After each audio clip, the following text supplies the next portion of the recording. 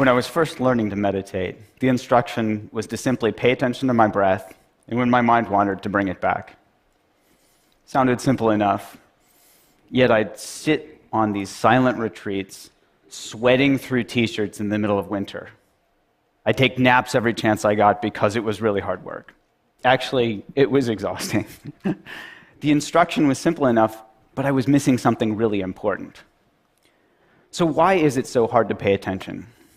Well, studies show that even when we're really trying to pay attention to something, like maybe this talk, at some point about half of us will drift off into a daydream or have this urge to check our Twitter feed. So what's going on here?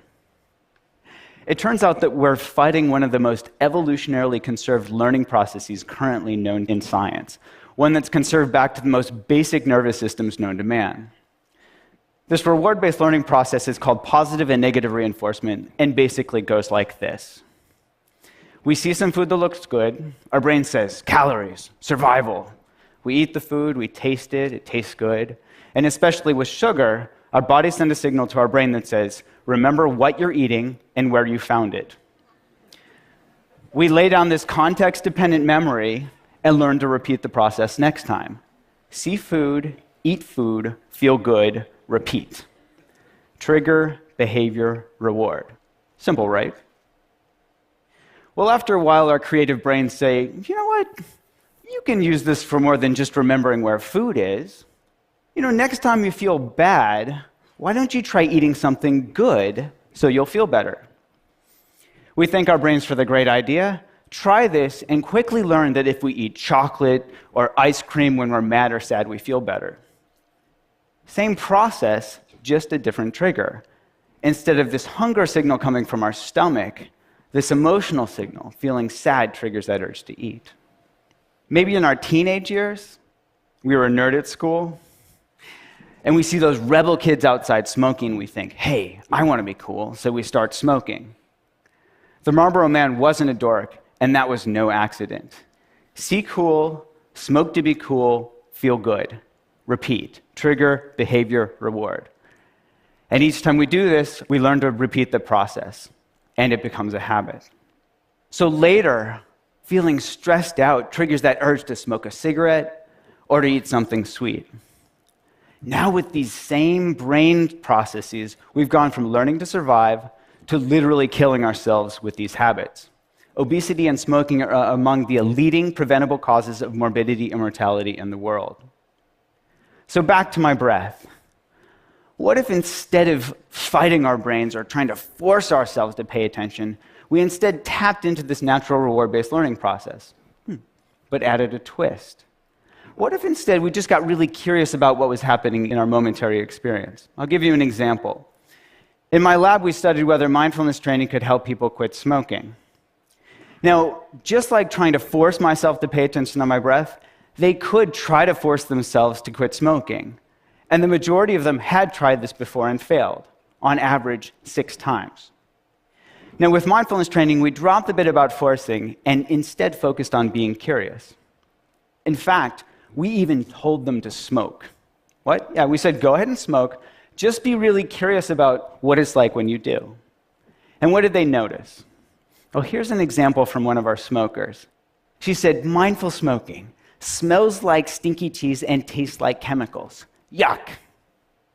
Now, she knew cognitively that smoking was bad for her. That's why she joined our program. What she discovered just by being curiously aware when she smoked was that smoking tastes like shit. Now, she moved from knowledge to wisdom. She moved from knowing in her head that smoking was bad for her to knowing it in her bones.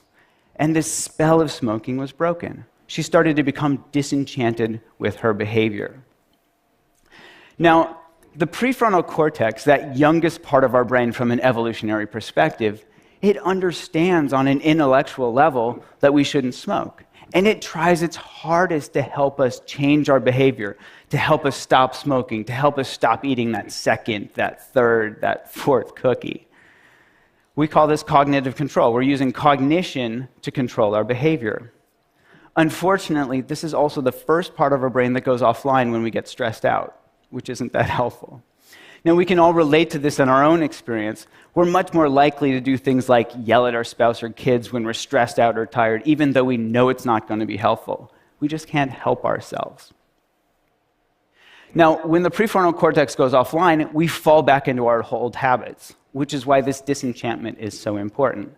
Seeing what we get from our habits helps us understand them in a deeper level, to know it in our bones, so we don't have to force ourselves to hold back or restrain ourselves from behavior. We're just less interested in doing it in the first place. And this is what mindfulness is all about. Seeing really clearly what we get when we get caught up in our behaviors, becoming disenchanted on a visceral level, and from this disenchanted stance, naturally letting go. This isn't to say that, poof, magically we quit smoking, but over time, as we learn to see more and more clearly the results of our actions, we let go of old habits and form new ones. The paradox here is that mindfulness is just about being really interested in getting close and personal with what's actually happening in our bodies and minds from moment to moment. This willingness to turn toward our experience rather than trying to make unpleasant cravings go away as quickly as possible.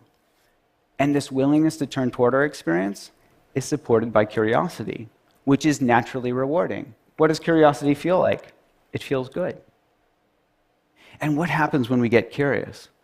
We start to notice the cravings are simply made up of body sensations. Oh, there's tightness, there's tension, there's restlessness, and that these body sensations come and go. These are bite-sized pieces of experiences that we can manage from moment to moment, rather than getting clobbered by this huge, scary craving that we choke on. In other words, when we get curious, we step out of our old fear-based reactive habit patterns and we step into being. We become this inner scientist where we're eagerly awaiting that next data point. Now, this might sound too simplistic to affect behavior, but in one study we found that mindfulness training was twice as good as gold standard therapy at helping people quit smoking. So it actually works. And when we studied the brains of experienced meditators, we found that parts of a neural network of self-referential processing called the default mode network were at play. Now, one current hypothesis is that a region of this network called the posterior cingulate cortex is activated not necessarily by craving itself, but when we get caught up in it, when we get sucked in and it takes us for a ride. In contrast, when we let go, step out of the process just by being curiously aware of what's happening, this same brain region quiets down. Now we're testing app and online-based mindfulness training programs that target these core mechanisms, and ironically, use the same technology that's driving us to distraction to help us step out of our unhealthy habit patterns of smoking, of stress eating, and other addictive behaviors. Now remember that bit about context-dependent memory? We can deliver these tools to people's fingertips in the contexts that matter most. So we can help them tap into their inherent capacity to be curiously aware right when that urge to smoke or stress eat or whatever arises. So if you don't smoke or stress eat, maybe the next time you feel this urge to check your email when you're bored or you're trying to distract yourself from work, or maybe to compulsively respond to that text message when you're driving, see if you can tap into this natural capacity, just be curiously aware of what's happening in your body and mind in that moment. It will just be another chance to perpetuate one of our endless and exhaustive habit loops, or step out of it. Instead of see text message, compulsively text back, feel a little bit better, notice the urge, get curious, feel the joy of letting go, and repeat. Thank you.